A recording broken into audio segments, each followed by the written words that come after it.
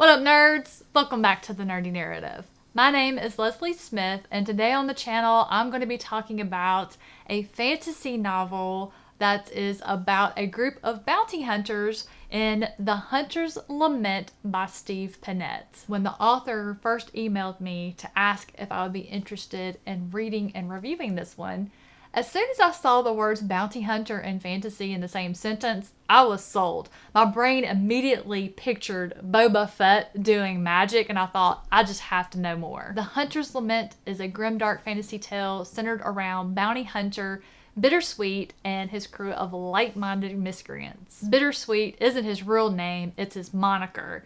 Sweet because he was a sweet young man when he first became a bounty hunter, and he had all these noble intentions of all the good that he was going to do, the bad guys he was going to get off the street, and when he realized that's not exactly how it is, he became bitter. So bittersweet. For the last 30 years, Sweet's crew has earned quite the reputation. There's no man, woman, or child that has been able to escape them once they get on the hunt. Provided the price is right, of course, and also who it is that they will be working for. Sweet has only one rule, and I'm going to let you read that rule for yourself in the book. It's great. Where we meet Sweet in his life, he's tired. He has been doing this for 3 decades, as I mentioned, and he's just really looking back on his life, which is one of the things I love most. He's reached that point in his life where he goes, what have I done with my life? Am I proud of myself? Why did I stick to this profession when it turned out not to be what I thought it was?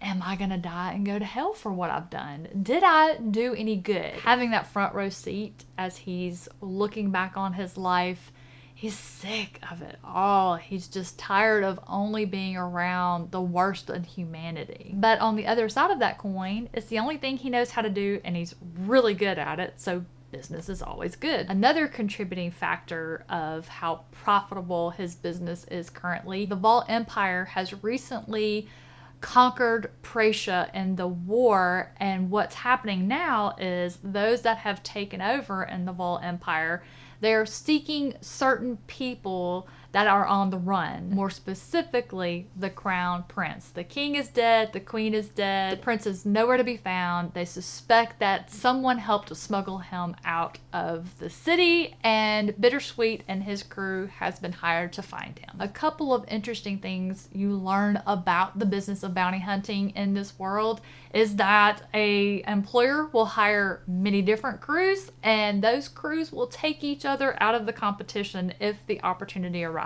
In addition of keeping their eyes forward to track their prey, they have to constantly watch their backs. There's also the danger of the area that Sweet and his crew are traversing through. This area is still suffering the effects of the war that just ended. The author did a really great job writing the atmosphere of how this world felt and looked in the immediate aftermath of a war. And while I really enjoyed Bittersweet's character development and just reflections on his life, I wish the crew had received a little bit of that same attention from the author. I think that would have just rounded out the story a little bit more, just helped me, the reader, connect and be more emotionally invested. The pacing for me was just a tad bit slow, and it was very dense. You pick this book up and you go, oh wow, that's a short book. I was fooled. I don't want you to be. I want you to have your expectations in the right place. It is short when you look at the page count,